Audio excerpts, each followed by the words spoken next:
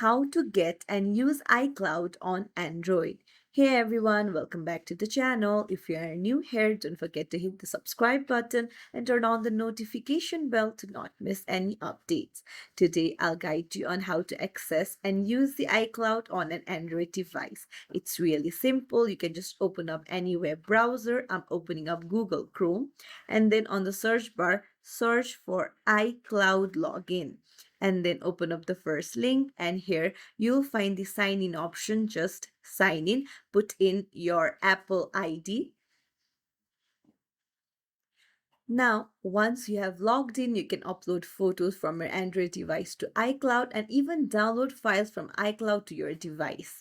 So it's as simple as that to access and use iCloud on your Android. If you found this tutorial helpful, don't forget to like and subscribe to our channel for more tips and tricks. Thank you for watching.